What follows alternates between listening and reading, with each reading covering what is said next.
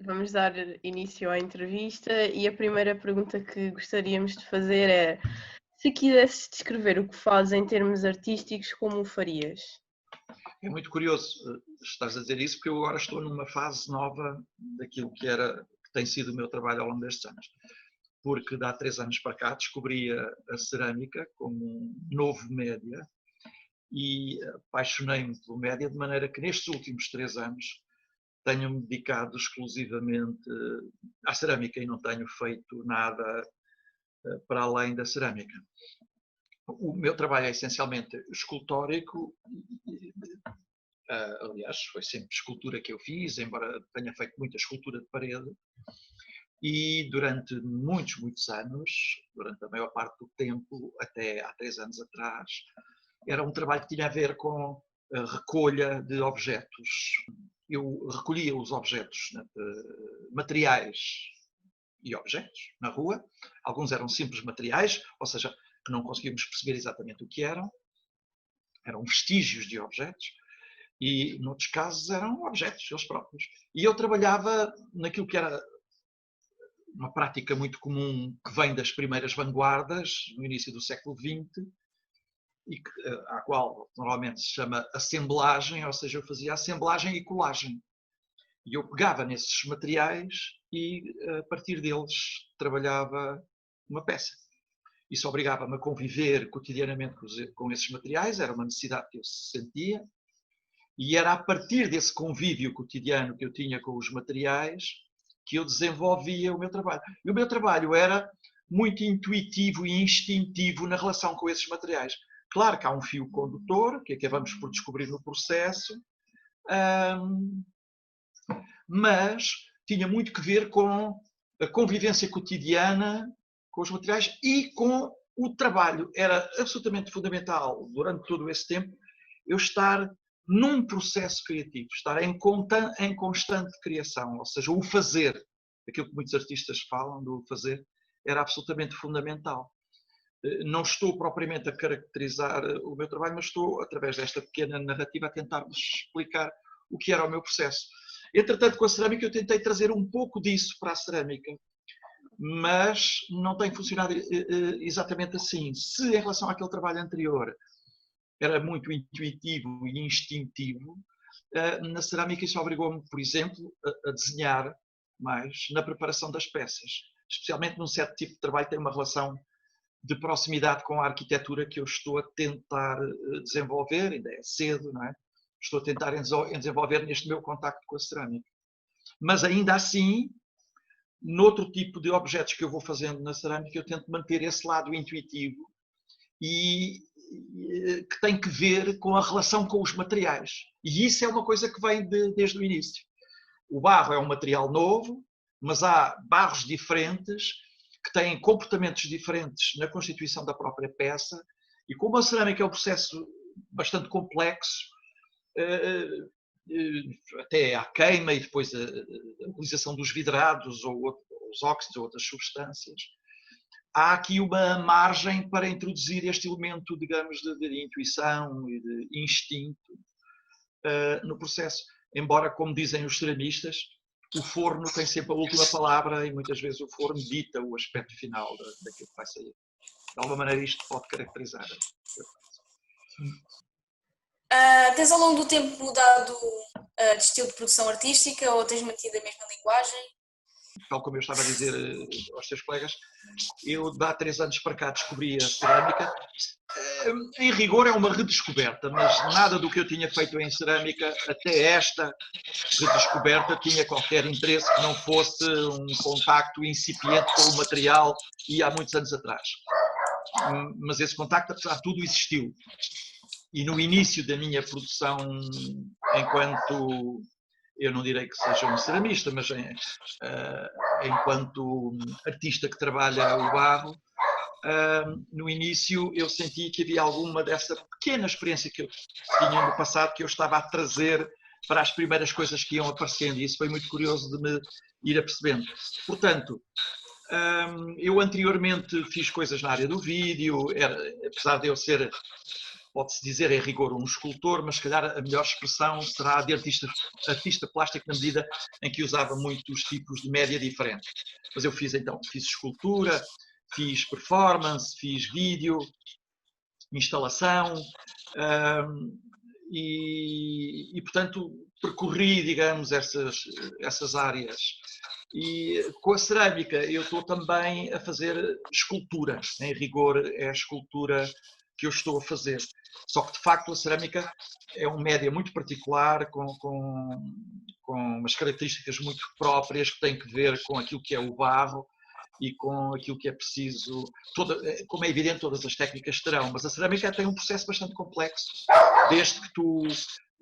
Desculpem o meu cão, mas ele agora entrou. Desde que tu começas por pegar num bocado de barro até chegar à peça final, é um processo bastante complexo que implica inclusivamente ter conhecimentos de química, se tiveres interesse em desenvolver o teu trabalho no que diz respeito à cerâmica, com um conhecimento profundo, por exemplo, dos vidrados, óxidos, engobes, que são materiais que estão associados à prática da cerâmica. E, portanto, eu estou neste momento, de há 3 anos para cá, a trabalhar em cerâmica, tenho estudado intensamente e a tentar acelerar o processo de maneira a ver se consigo vir a desenvolver algum trabalho que se possa considerar ser alguma coisa razoável. Mas ainda estou no caminho. Estou a fazer o caminho. Ok, obrigada. Desde que começaste a tua carreira, ou até mesmo antes de começares, quais foram as tuas maiores influências artísticas e porquê? Sim. Eu, meio a brincar, mas muito a sério, aliás, o meu primeiro trabalho desenvolveu-se durante um período de 7 anos. Foi uma série que diz, na sua designação, e vamos ver se eu a consigo dizer, porque ela é muito comprida, e já há muitos anos que não a digo, uma série que na sua designação fala dos meus mestres, aquilo a que eu chamo os meus mestres. E então, deixem lá ver se eu me consigo lembrar. Mas esperem, eu tenho aqui, e é melhor eu ver e dizer, porque está no meu site, e assim não escuso de gaguejar, não é? Eu vou visitar o meu site e digo-vos já. Portanto, a série tem esta designação. Mondrian em amena cavaqueira com Schwitters e Malevich, sob o olhar beneplácito de Marcel Duchamp. Portanto, estes são os meus mestres. Mondrian, Schwitters, Malevich e Marcel Duchamp. Sendo que Marcel Duchamp é aquele que foi o mais importante na medida em que foi com a descoberta do Marcel Duchamp e eu comecei a trabalhar um pouco, ou não é um pouco, ou mais a sério, com o objetivo de fazer um percurso, sem saber o que ia dar, não é? Comecei já próximo dos 40 anos, embora, claro, como miúdo, sempre desenhasse ou fazia pequenas peças, aquelas coisas que muitas pessoas fazem. Mas ali aconteceu qualquer coisa, aí por volta dos 38 anos de idade, em que eu senti necessidade de fazer um percurso, iniciar um percurso. E comecei a recolher materiais. E comecei numa mesa da cozinha. O que gerou alguns problemas com a Elsa, que foi de uma enorme paciência, mas como imaginam, ter uma mesa da cozinha completamente repleta de lixo, realmente não é muito agradável. Não era lixo orgânico, percebem? Não era assim aquelas coisas nojentas, mas coisas forjentas, plásticos sujos, madeiras, essas coisas. Mas foi muito curioso e aquilo foi muito intenso. Essa necessidade para o fazer foi muito intenso e isto pode parecer-vos, não digo que vos pareça a vocês, mas às vezes a certas pessoas pode parecer presunçoso. Lá está ele, aquelas coisas, que tem ali um espírito a empurrá-lo para o fazer, mas na verdade é que é exatamente assim e às vezes é difícil perceber que energia é essa que empurra para fazer. E vocês podem ver, artistas ou não artistas, que muitas vezes as pessoas são empurradas para certas coisas. E este empurrado, com as devidas aspas, há qualquer coisa que as move interiormente, não é? No sentido de fazer coisas. Seja ajudar o outro, por exemplo, seja desatar a fazer arte, ou, no meu caso, havia essa ambição de que aquilo que eu fizesse pudesse ser arte, ou mesmo pessoas que desatam a fazer e não querem saber se é arte, se não é arte, fazem simplesmente, sem qualquer ambição, partem para o fazer, são empurradas por essa energia que eles próprios têm dificuldades em identificar ou em definir, e desatam a fazer desenfreadamente pela sua vida fora. E isso foi o que aconteceu comigo. E esta série durou 7 anos, porque na altura eu trabalhava, essa era uma das razões, portanto tinha muito pouco tempo. E eu dava por mim, mesmo no trabalho, parecia que estava no ateliê, não é? Quer dizer, quando eu tive ateliê, porque inicialmente era a mesa da cozinha, depois passei para o sótão e depois finalmente libertei a garagem e passei para a garagem. Também o carro nunca lá tinha estado, portanto não havia necessidade de uma garagem. E aí comecei a ter mais espaço, as peças começaram a ganhar dimensão. É muito curioso como o espaço pode determinar aquilo que fazes e pode parecer banal, mas eu conto-vos uma pequena história muito rapidamente.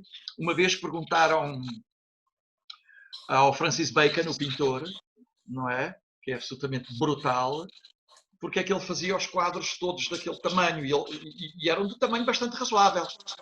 E ele dizia, acho que a pergunta não foi bem assim, é porque é que ele não fazia numa escala maior, numa maior escala.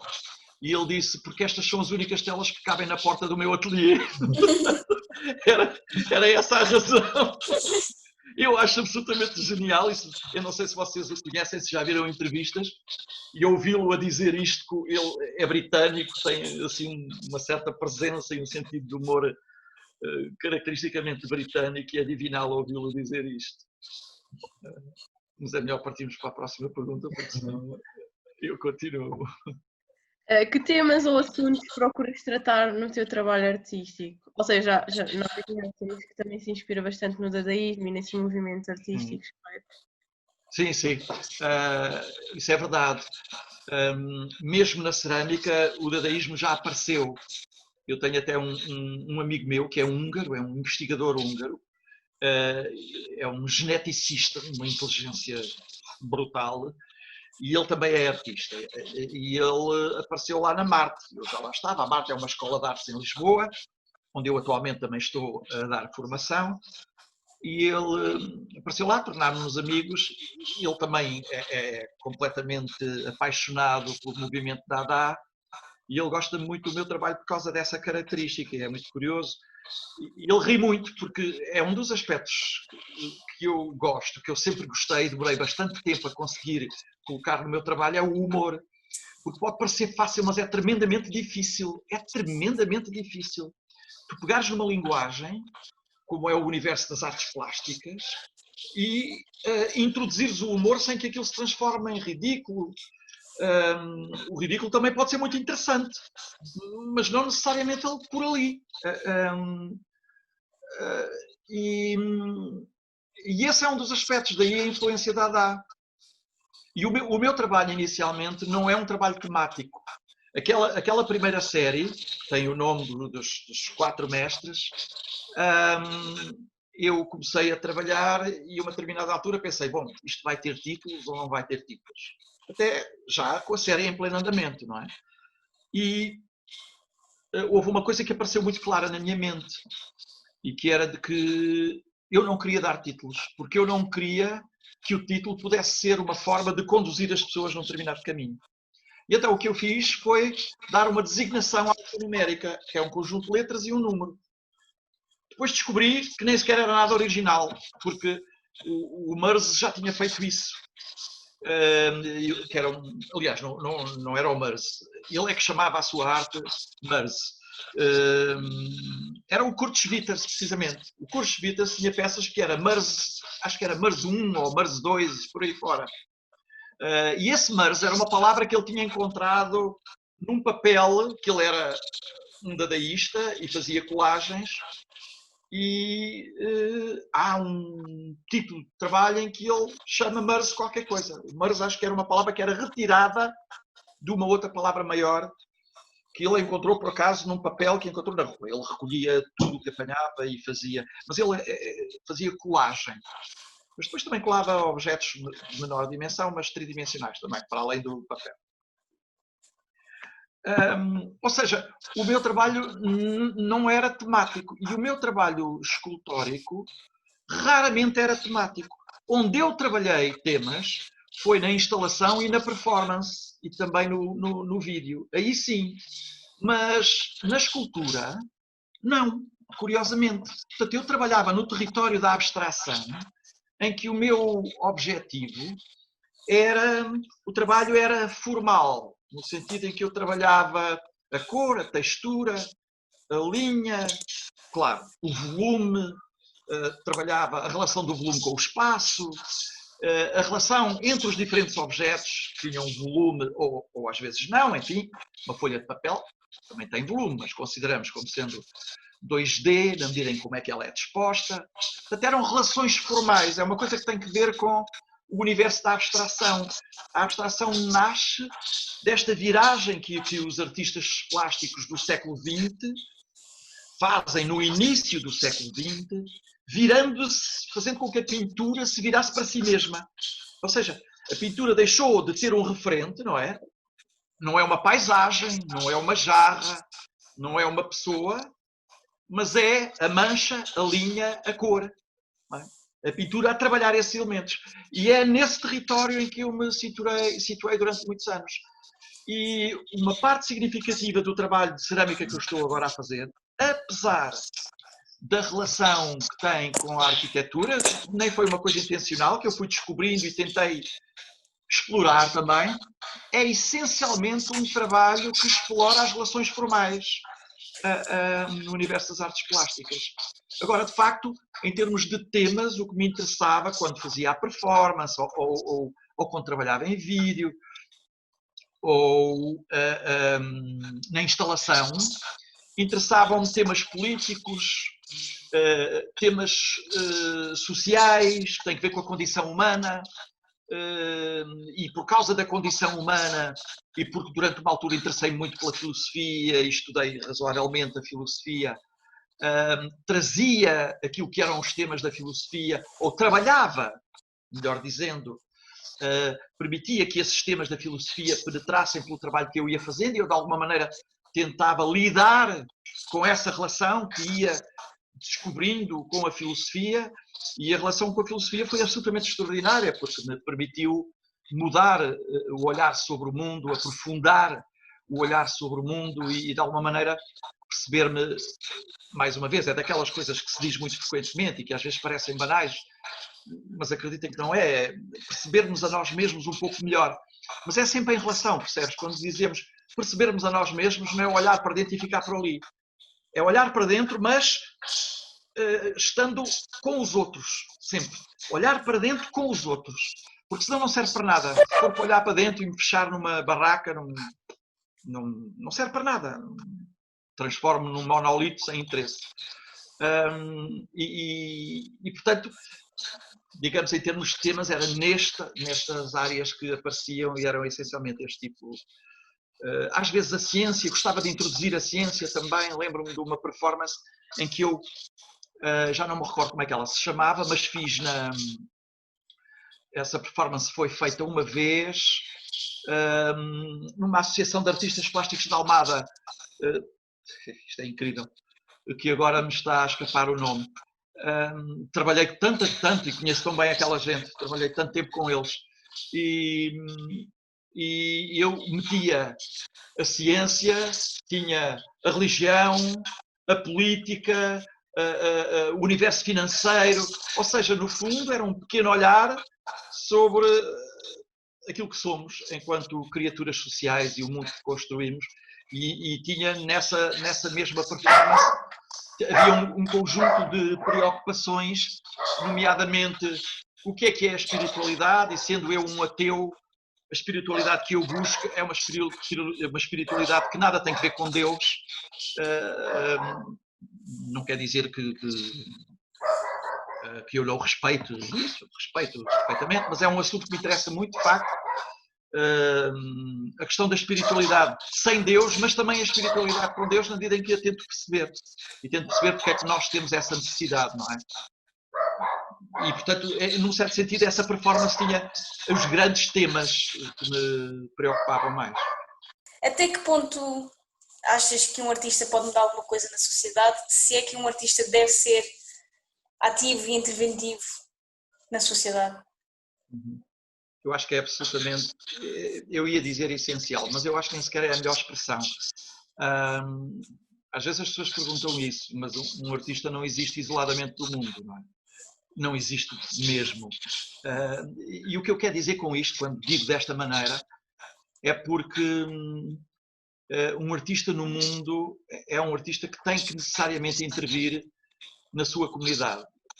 Tem que fazer parte integrante na sua comunidade. Aquela ideia romântica e que tem que ver com a prática romântica, especialmente o período romântico, não exclusivamente, mas do artista fechado no ateliê, isolado do mundo, é algo que em determinadas circunstâncias se pode compreender, mas é algo que eu acho que o transforma numa espécie de ermita que se distancia de tal modo da realidade que acaba por não conhecer os seus próprios companheiros de viagem, que são os outros. Por isso, hoje em dia, por exemplo, e não é uma coisa tão recente como isso, os artistas que têm um papel relevante e que são ativistas, e portanto, como veem, ativistas já existe uma dimensão política, mas quando digo política é no sentido em que os gregos usavam a palavra, portanto, o que é um político? É um homem da polis, e como vocês sabem, a polis é a cidade. E a Grécia organizava-se por cidades-estados, daí a palavra vem daí. Portanto, as cidades-estados tinham independência, eram independentes das outras cidades, embora houvesse algo do comum que unia os povos gregos, que era a cultura, era a tradição, era a história, era a cultura. E hoje em dia, não só por todo o mundo, há inúmeros artistas que intervêm de forma ativa na sua cidade, são ativistas, nomeadamente no território da cultura, mas não apenas. E eu digo a cultura no sentido mais lato, que tem que ver com o cotidiano das pessoas. Isso também é cultura. Não é só a cultura dos livros, ou da arte, ou da música. Não é isso que eu me refiro. No sentido mais lato, no tecido social mesmo, percebem? São pessoas com projetos em que todos os dias têm uma ação efetiva na comunidade onde vivem. E isso é absolutamente extraordinário. Há projetos absolutamente extraordinários de artistas plásticos e em que, por vezes, a pergunta é: então onde é que está a obra de arte? Que se torna muito difícil de responder. Mas o que muitos destes artistas fazem é que não distinguem arte de ser-se humano. Estão a perceber? E, portanto, não há necessariamente objetos produzidos, existem projetos que fazem com que estes artistas, e alguns dos quais é mesmo muito difícil de dizer a obra de arte está ali ou está ali, porque para alguns destes artistas isso até é absolutamente irrelevante, não interessa absolutamente para nada. Portanto, e eu compreendo isso perfeitamente e acho absolutamente essencial, mas como sabem, o fazer arte é muito diverso. E, portanto, há estes artistas e há outros que fazem coisas igualmente apaixonantes, independentemente de serem ativistas ou não. Isto não quer dizer que não tenham um papel muito relevante na sociedade, percebem-se? Independentemente de se engajarem politicamente ou não. E quando eu digo engajarem politicamente, não é serem de um partido ou de outro partido, é oferecerem uma parte do seu tempo ou do seu trabalho para a comunidade. Estão a ver? É neste sentido. Portanto, engajarem-se politicamente significa, no sentido em que eu estou a usar, participarem da comunidade. É isto que eu digo com a palavra. Anteriormente nós já percebemos que sim, mas mesmo assim eu faço a pergunta. Tens ou já tiveste uma outra profissão além da que te envolves atualmente em termos artísticos? Sim. Eu fui durante 30 anos sargento eletrotécnico da Marinha. Foi, enfim, algo que acontece na minha vida. Eu sou aquilo que eu às vezes costumo dizer quando falo para os amigos, que sou um filho dos anos 80, e os anos 80 foram, para a minha geração, um período de grande dificuldade, porque foi salvo erro, o período da ameaça da segunda bancarrota em Portugal. Quer isso dizer que todos nós nos lembramos da crise de 2008, 2010, em Portugal começou a aparecer aí em 2009, salvo erro, começou-se a sentir e vimos o que aconteceu, não é?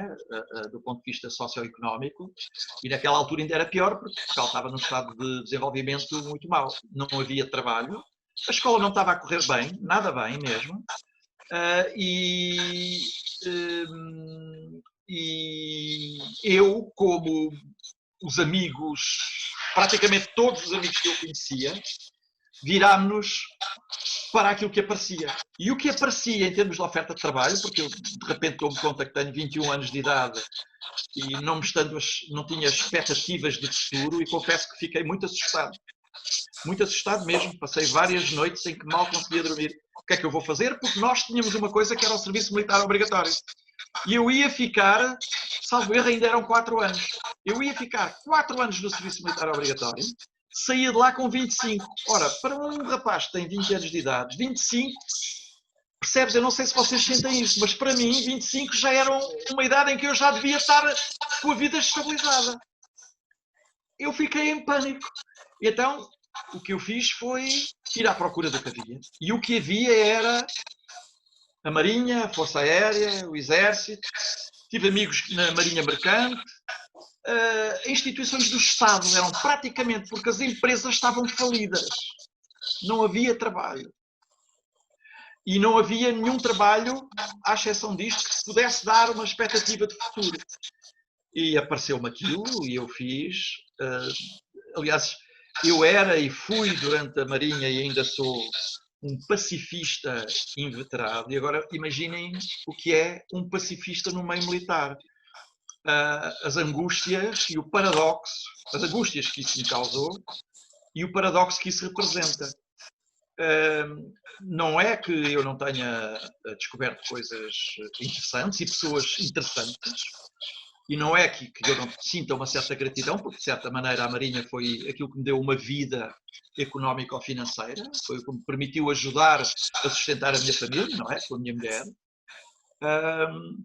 E portanto tenho essa gratidão, mas de facto foi muito sofrimento na medida em que não havia qualquer identificação da minha parte com aquilo que eu estava a fazer, e imaginem o que é passar 30 anos, e confesso que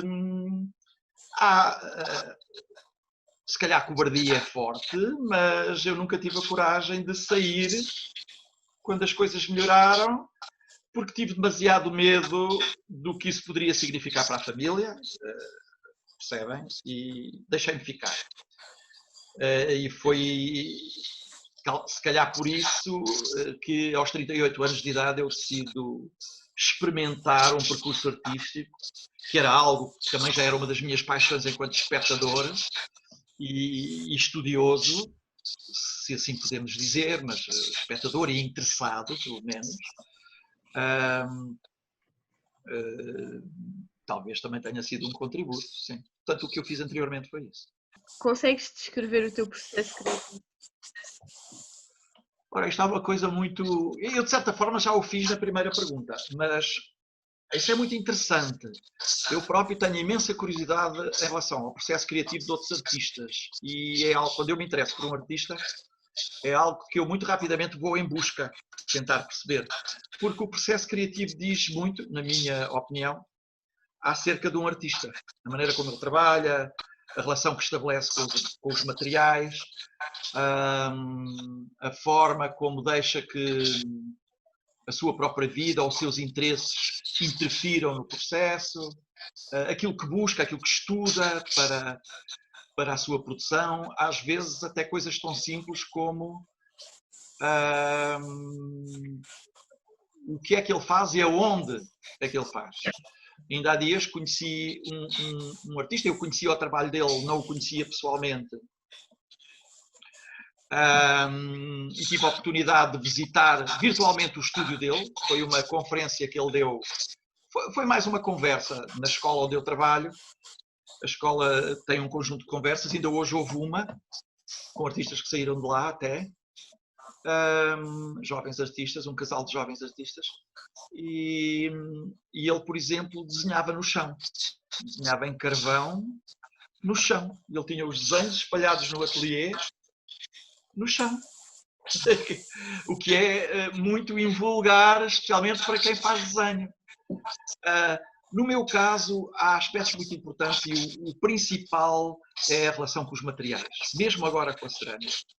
É a relação com os materiais. É sempre é um dos fatores que me move mais e que mais determina aquilo que faço.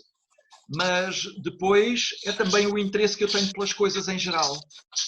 Por exemplo, quando me interessei pela cerâmica, eu tinha que saber tudo o que havia e, portanto, eu passo horas a ler, passo horas à procura. Por exemplo, foi por causa da cerâmica que eu descobri o Pinterest, porque há tanta coisa, porque tem muitas imagens, e eu devo ter, sei lá, 300 ou 400 álbuns no Pinterest por causa da cerâmica.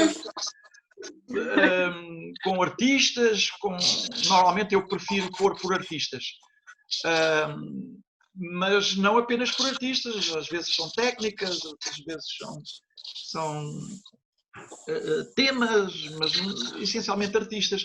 Portanto, eu comecei muito rapidamente, comecei pela internet, que é um veículo extraordinário para chegarmos ao conhecimento. O YouTube foi outro veículo, quer dizer, centenas de vídeos que eu vi. Claro, tudo o que apanhei para ler, as entrevistas aos artistas que eu procuro muito rapidamente para os perceber um bocadinho melhor. Isso tem uma grande influência em mim, acaba por ter uma grande influência em mim, porque é inevitável, não é? Porque tudo aquilo que está contigo, tudo aquilo que te permeia, acaba... Quer dizer, quando se diz tudo é uma forma de expressão, não é? Mas acaba por, de alguma forma, chegar àquilo que fazes. E chegar àquilo que és. Portanto, o meu trabalho, antes da descoberta da cerâmica, era um trabalho de convívio cotidiano com os materiais. Muitas vezes eu ia até ao meu ateliê e ia só para estar com os materiais e não fazia nada. Mas ia porque eu sentia que não tinha tempo, mas eu tinha que estar com os materiais. Eu tinha que estar ali uns minutos, só olhar em volta e ver aqueles materiais que via cotidianamente. E no meu processo criativo, muitas vezes, esses materiais que conviviam comigo ao longo de anos, estavam em redor, espalhados no ateliê, acabavam por integrar uma peça, apareciam numa peça. Ou transformavam-se eles próprios em peças, ou em objetos de instalação, ou integravam performances, ou até vídeos. Portanto, eu sem essa convivência cotidiana com os materiais, não conseguia desenvolver trabalho. E eu, nessa altura, desenhava muito pouco. Aliás, os meus trabalhos, essa é uma outra característica, o trabalho surge no fazer. Não há nenhum planeamento. Na cerâmica, há uma parte do trabalho que tem isto, que então é mais intuitivo, é mais instintivo. E, portanto, é o fazer que determina o que vai acontecer.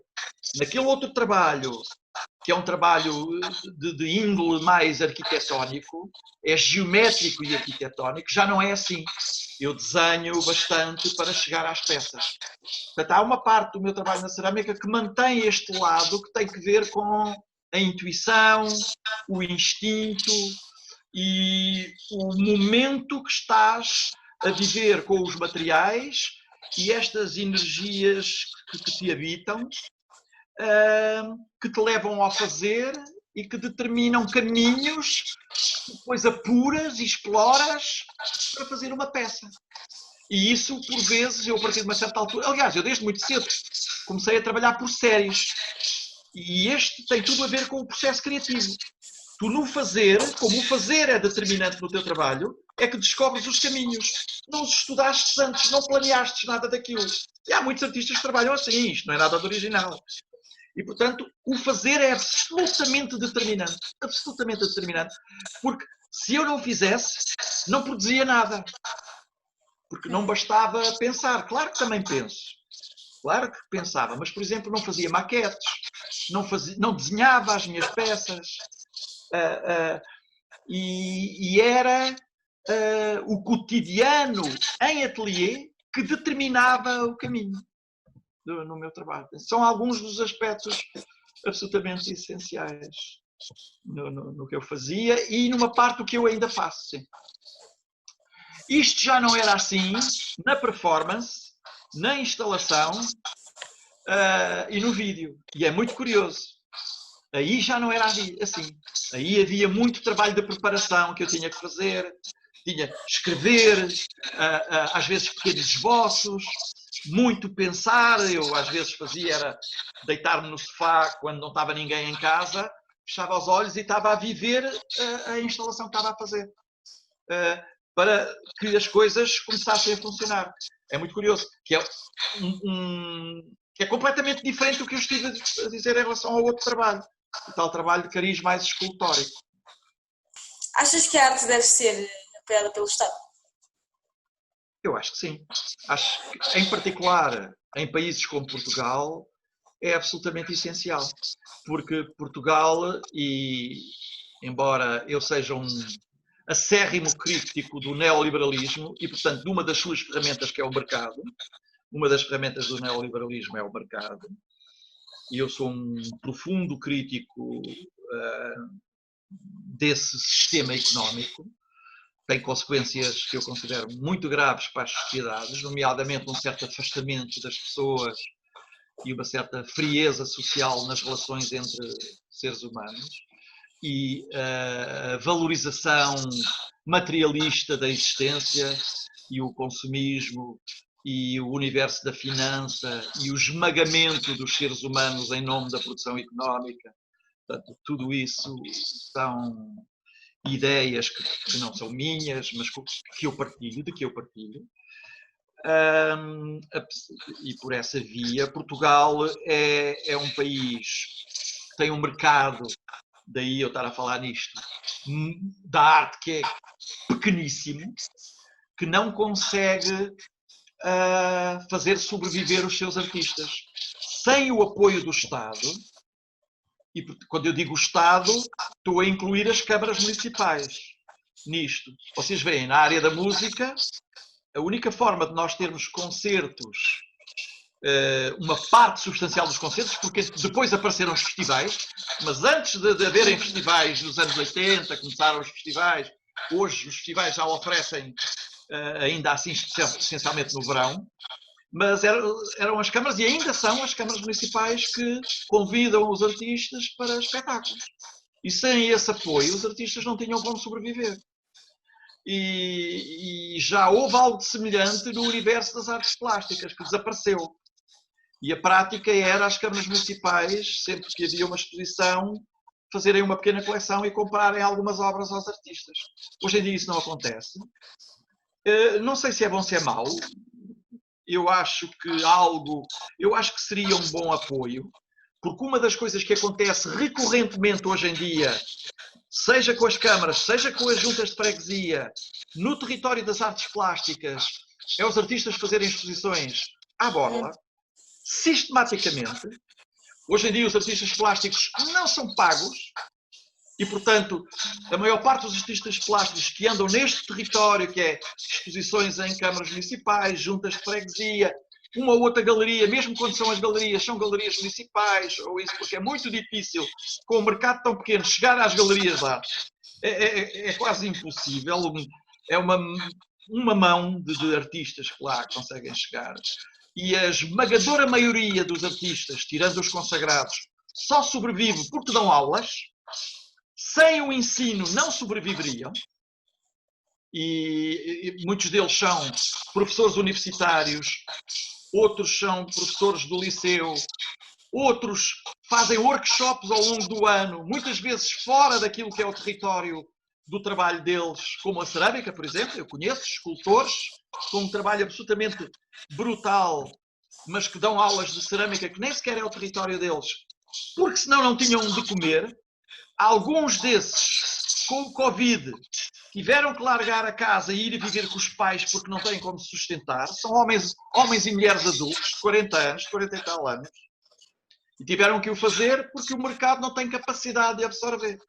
Portanto, o papel do Estado é absolutamente essencial. Goste ou não se goste, nós, sem o papel do Estado, nunca teríamos tido o Manuel de Oliveira. Independentemente de se gostar ou não. E o Manuel de Oliveira é um dos mais importantes cineastas, não só da Europa, como do mundo. Estão a ver? Independentemente do que é que cada um de nós possa pensar acerca da obra dele. E há outros casos destes, de artistas que tiveram que se endividar para produzir trabalho e viver sempre no fio da navalha. Ora, numa circunstância destas, em que não há mercado, não é possível ter cultura, e portanto o Estado tem um papel absolutamente fundamental e tem que necessariamente, vejam o que acontece com o teatro em Almada, por exemplo, o Festival de Teatro da Almada, que é um dos mais importantes festivais de teatro do mundo, só é possível graças à Câmara Municipal de Almada. Não é? No entanto, no território das artes plásticas, a Câmara Municipal de Almada não está a fazer o que poderia fazer, nem o que deveria fazer. E recentemente, inclusivamente, com a mudança de gestão política, e não estou aqui a dizer que um partido é melhor que o outro, mas esta mudança, que há uma perspectiva diferente, clara, desta nova administração, como os americanos gostam de dizer, e eu não estou a dizer que é necessariamente má, mas enquanto que a administração anterior vivia mais virada para as associações, esta parece virada mais para os projetos, e os artistas que também têm as suas responsabilidades, atenção, eu não estou a isentar de responsabilidade os artistas plásticos da comunidade de Almada, entre os quais eu me integro, e eu tive que ir para Lisboa para conseguir integrar projetos interessantes, e não é que eu não tivesse tentado em Almada, eu tive um projeto com 2 amigos, olha, um deles o Américo, que metemos em Almada, a Câmara mostrou-se muito interessada e não deu em nada, ano após ano após ano, e mostrou-se inicialmente muito interessada. Eu, isoladamente, apresentei um projeto à Junta de Freguesia da Sobreda, que ano após ano, também tendo-se mostrado muito interessada, também não deu em nada, e as circunstâncias terão sido várias. Eu digo, pelo contacto que fiz com as pessoas, havia muita vontade das pessoas. A razão pela qual as coisas não aconteceram, eu acabei por não saber exatamente porquê. Eu não sei porquê. Nunca me foram dadas satisfações. E não quer dizer que as pessoas não quisessem fazer, não é? Que os responsáveis não quisessem fazer. Eu é que não sei porque é que não foi feito. Até porque o entusiasmo dessas pessoas era muito grande. Mas também foram coisas que foram feitas. Atenção, há projetos a funcionar em Almada a terem apoios da Junta e da Câmara. Portanto, há coisas a funcionar. E associações têm apoio da Câmara, apesar de, parece que, ter havido alguns cortes dos apoios. Portanto, de facto, é absolutamente essencial o apoio. Em países como o nosso, é impossível. E olhem que, depois do 25 de Abril, a riqueza do ponto de vista da produção criativa em Portugal é absolutamente extraordinária. Aquilo que muitos jovens da vossa idade e alguns um pouco mais velhos têm vindo a fazer, projetos maravilhosos, mas projetos, alguns dos quais têm repercussão internacional e que têm promovido o interesse, têm levado ao interesse de outras instituições do estrangeiro que convidam os artistas portugueses a lá ir. Muitos dos artistas portugueses tiveram que ir para Londres, para Berlim, essencialmente Londres e Berlim, têm núcleos de artistas portugueses a trabalhar tremendamente interessantes, artistas que se tornaram, que adquiriram, angariaram grande prestígio. E só assim foi possível a muitos desses artistas prosseguir uma carreira, porque aqui era impossível. Tu, sendo um criador de arte e tendo já uma história neste ramo, achas que a atividade artística é ou deve ser um processo solitário? É um processo solitário? E achas que é curioso que... Diz, não ouvi. E achas que deve ser um processo solitário? Não, de todo, não acho. Há momentos em que o artista está sozinho, claro, com a obra, mas isso não significa que seja um processo solitário. Aliás, uma das coisas que eu sempre procurei e tentei encontrar, e a partir de determinada altura dar o meu contributo, e depois a partir de determinada altura ser eu próprio o motor desse tipo de coisas, que é o que eu vou dizer a seguir, foi comunidade de artistas onde eu me pudesse integrar e com os quais pudesse conviver. Sentia uma grande necessidade desse convívio. Não só para conhecer outros artistas, mas para respirar o ambiente criativo que necessariamente tu encontras e com o qual e do qual muito retiras se lá estiveres. E isso existia essencialmente ao nível de associações em Portugal, que é um modelo que caiu em desuso, que é uma herança das agremiações dos clubes, que eram os grandes motores da cultura popular, agremiações e clubes. Depois surge a figura da associação, que é mais uma figura legal para sustentar projetos em muitos casos, não na maioria, mas, melhor dizendo, em alguns casos. A associação surge para suportar projetos por questões legais, nomeadamente quando há apoios financeiros, precisas de uma associação porque tens de ter contas certas, não é?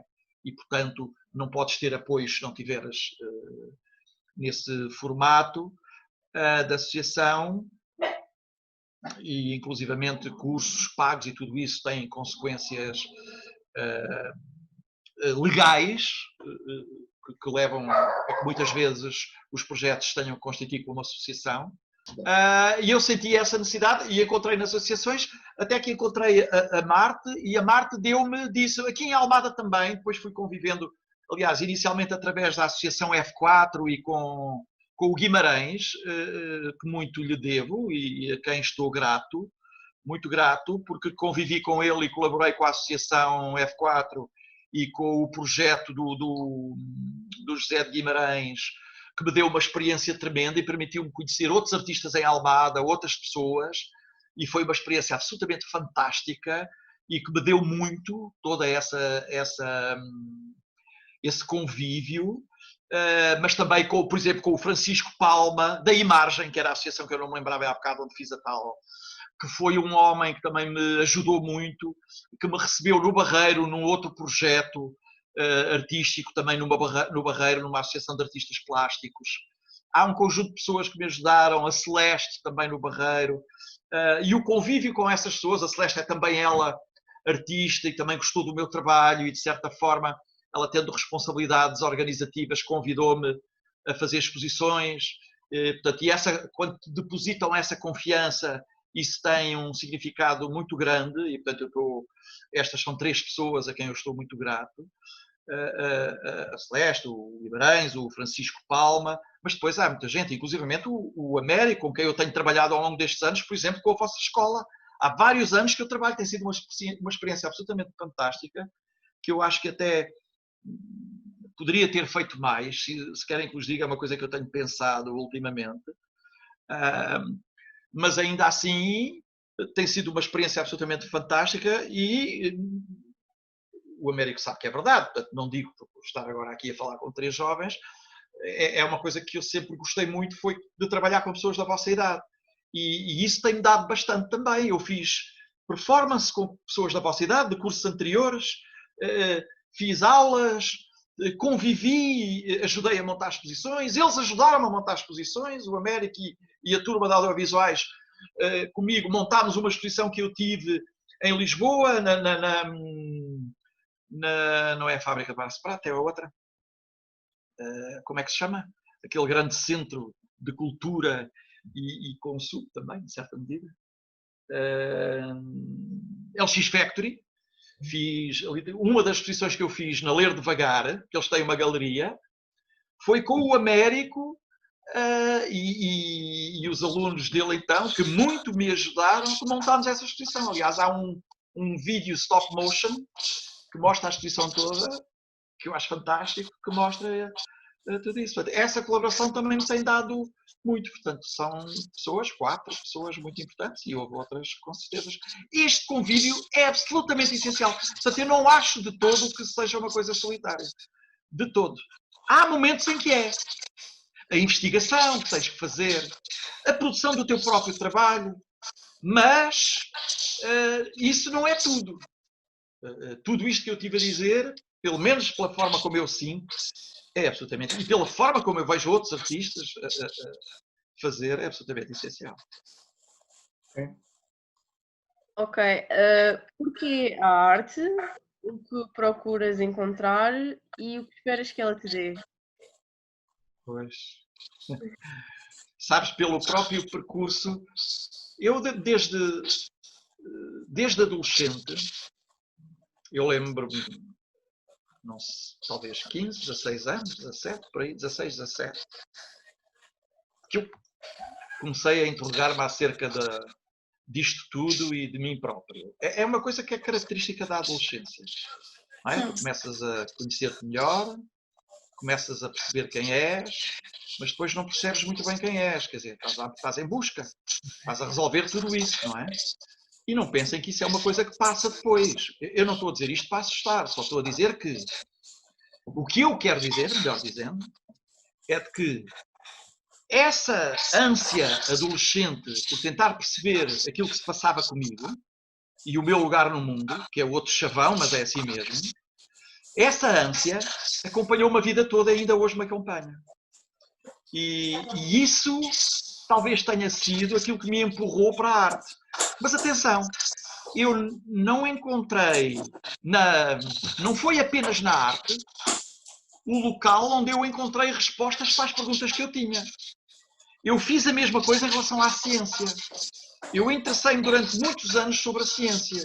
E eu estudei como um leigo, mas de forma razoavelmente intensa, territórios como a astrofísica, a cosmologia, a biologia, a tectónica de placas, por exemplo, tem que ver essencialmente com a geologia, paleoantropologia,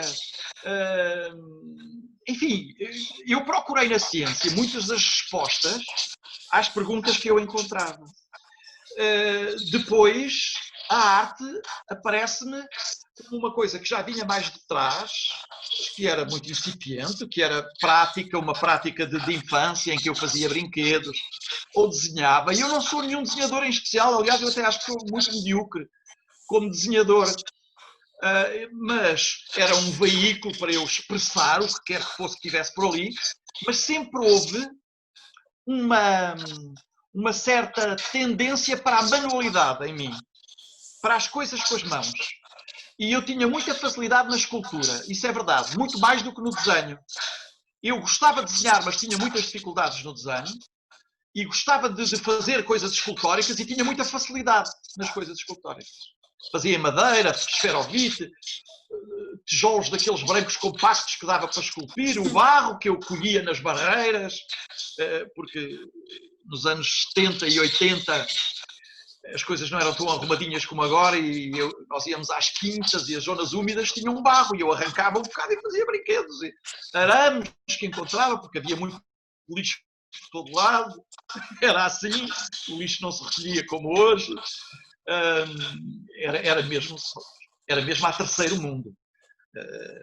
Se vocês vissem algumas coisas dessas, desde ter cães, imaginem, cães mortos, assim numa barreira onde havia sacos de lixo, isso era razoavelmente comum encontrar. Lixo por todo lado, era uma coisa horrível.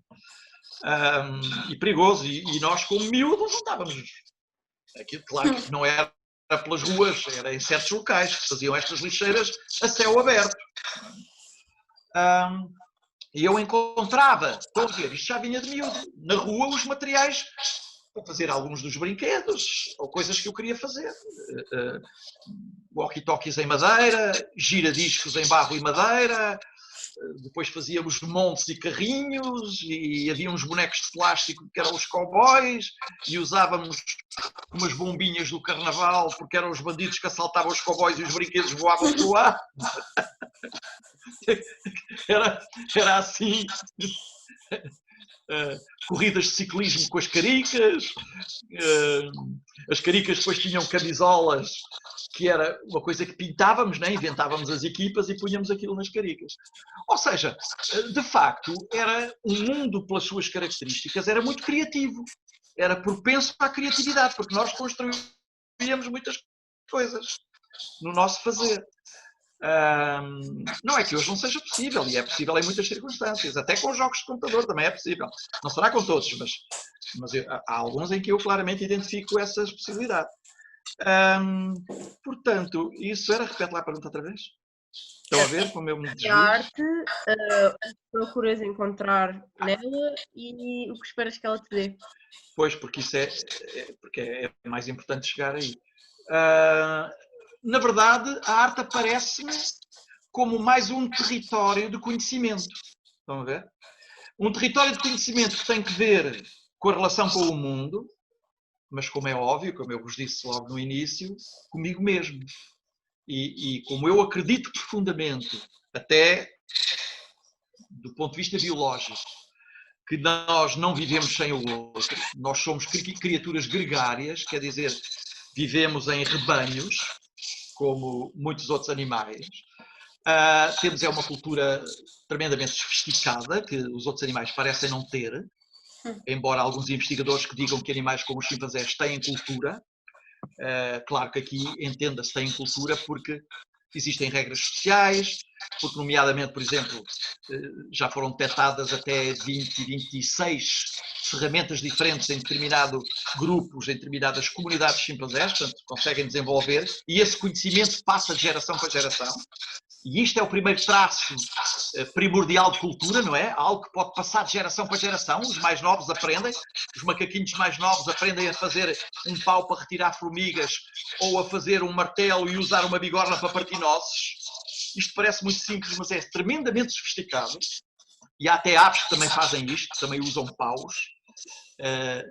Aliás, os corvos e as gralhas em geral, a família à qual os corvos pertencem, são tremendamente inteligentes e resolvem problemas que uma criança de 4 anos não consegue resolver.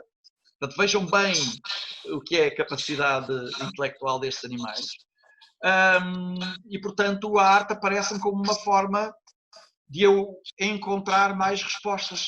Mas depois, o que há na arte diferente da ciência, ou até da filosofia, que foi outro território onde eu procurei conhecimento, é que a arte me empurra a fazer.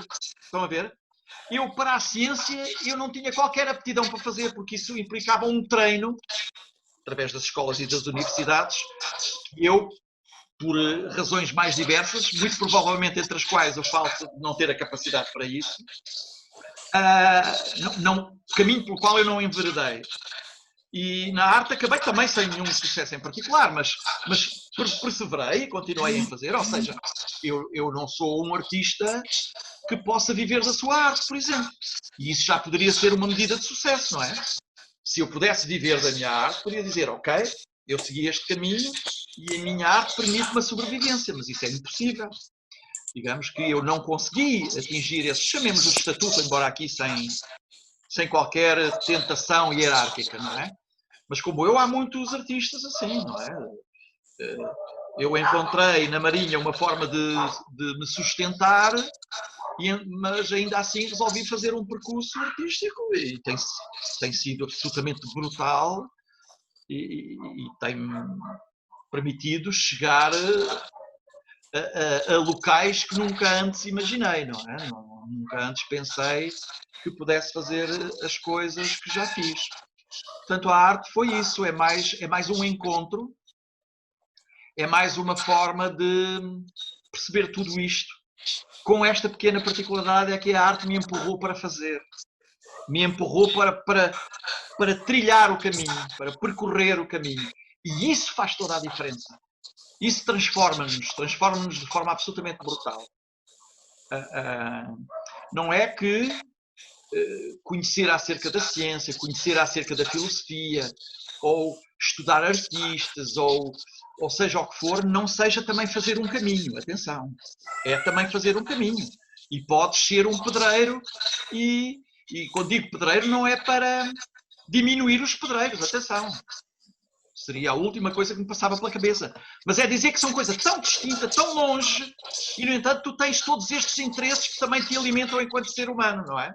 E estás num território, um mecânico, um eletricista, um investigador, como vos disse, aquele meu amigo é um investigador, e ele também não vive da arte.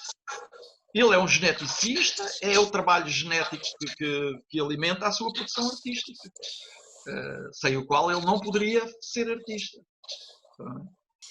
Achas que o momento que estamos a atravessar agora pode influenciar os teus trabalhos futuros?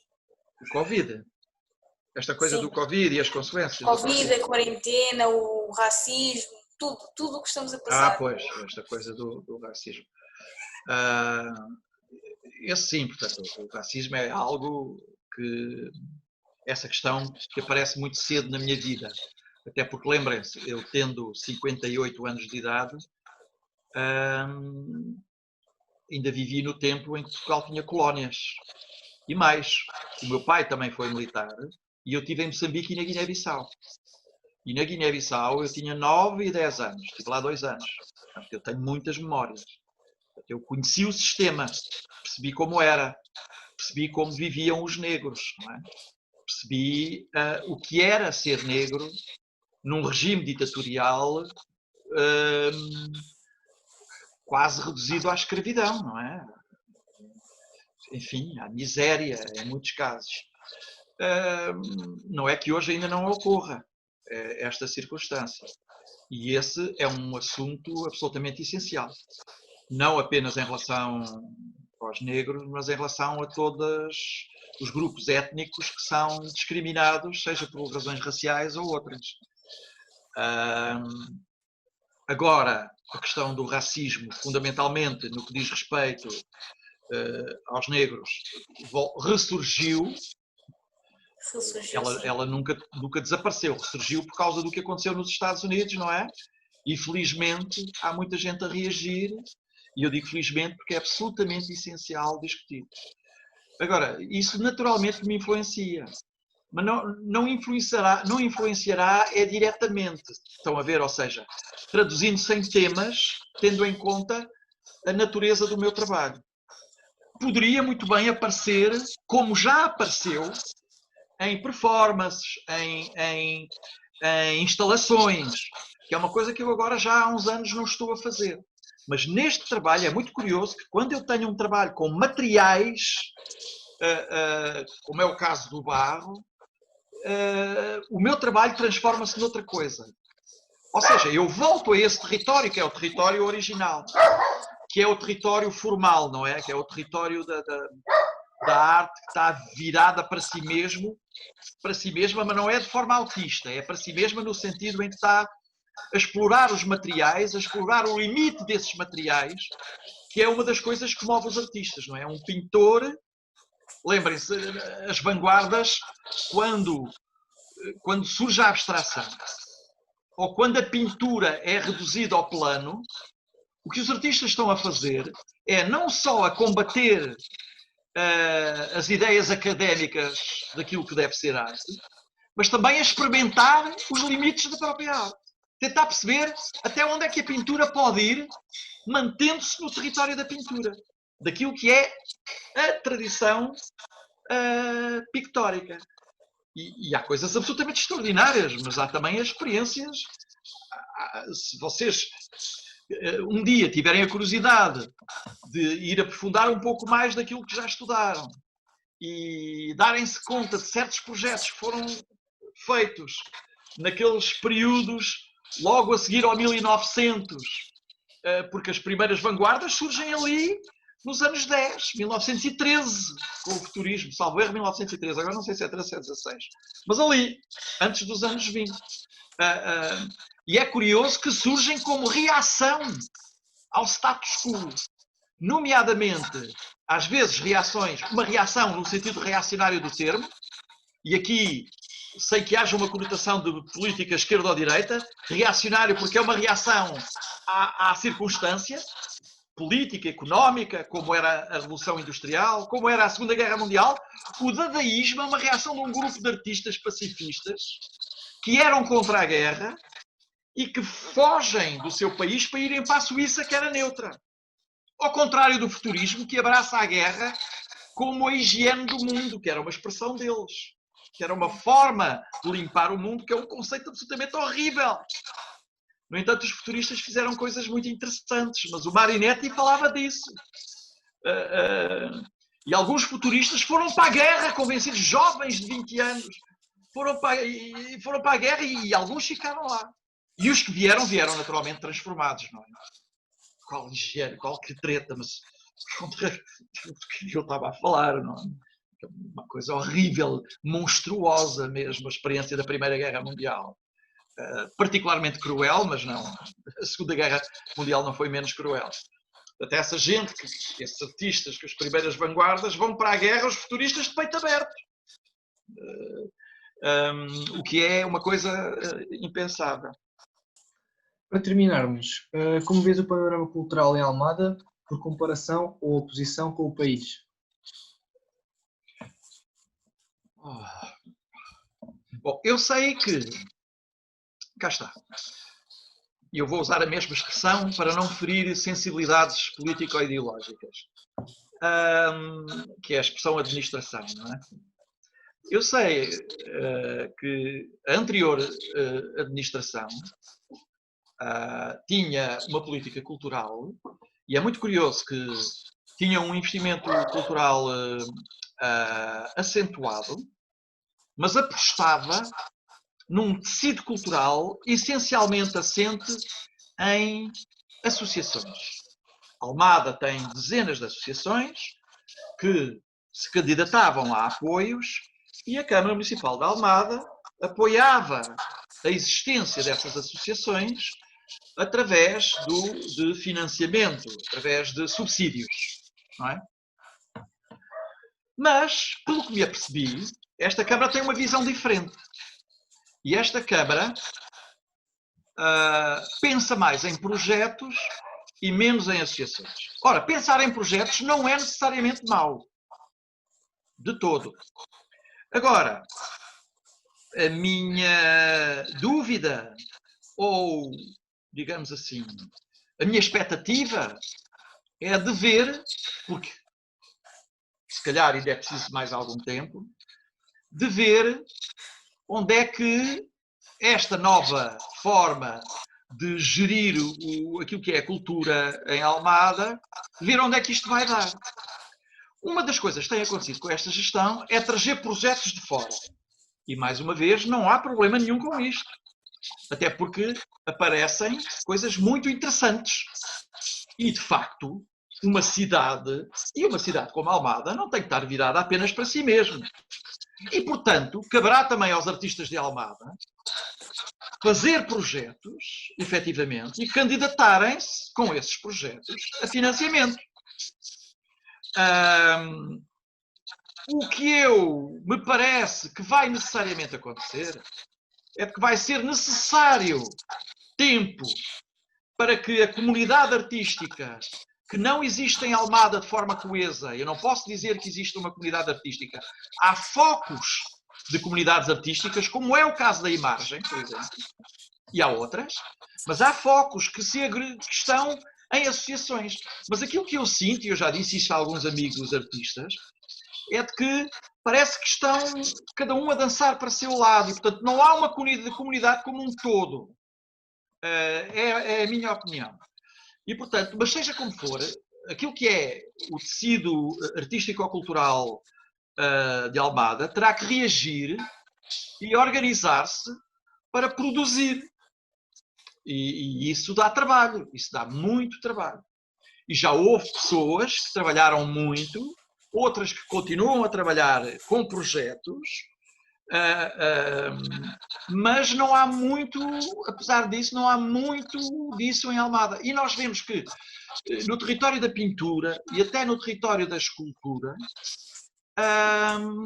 não há um boliço, não há uma dinâmica em que se possa dizer que há uma comunidade artística viva e quente em Almada. Mas olhem, que isso não é só em Almada. Isso é um pouco por Portugal inteiro. No entanto, em Portugal há projetos muito interessantes. No território da dança, Almada tem uma companhia de dança, tem o teatro. No território das artes plásticas há projetos muito interessantes. No território até de projetos que estão um pouco por todas as artes, Há também que se constituem como oficinas. Há também coisas muito interessantes a acontecer na área da cerâmica, há em Montemor. Temos uma escola de cerâmica que está sediada em Almada, que é a Arco. Embora a Arco tem em Lisboa e em Almada, mas está aqui, tem um curso de cerâmica a funcionar, um curso muito interessante. Temos a marca onde eu estou, que também criou um curso de cerâmica e está a tentar fazê-lo evoluir. Há ateliês em Lisboa muito interessantes ligados à cerâmica, com projetos virados para o público em geral, mas também projetos para, digamos assim, pessoas que ambicionem aprofundar o seu envolvimento com a área da cerâmica. Mas eu acho que Almada tem o teatro e a dança num patamar tremendo, especialmente o teatro, mas de facto o resto, os artistas precisam de reagir de maneira a que possam pressionar as instituições e, por via de projetos, pressionar as instituições a financiamentos. Eu, no entanto, manifesto a minha apreensão na maneira como esta administração se está a relacionar com as associações. Tenho algumas dúvidas, mas isso digamos, são questões para outro território que não é o desta entrevista. Ok. Está tudo. Está tudo, obrigada por ter falado connosco.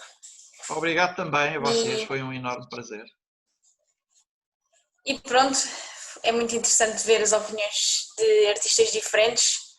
Eu fiz entrevistas a jovens, ao patrono da Francisco Simões, e são perspectivas muito diferentes e é muito interessante ver as perspectivas de cada um e é uma aprendizagem também.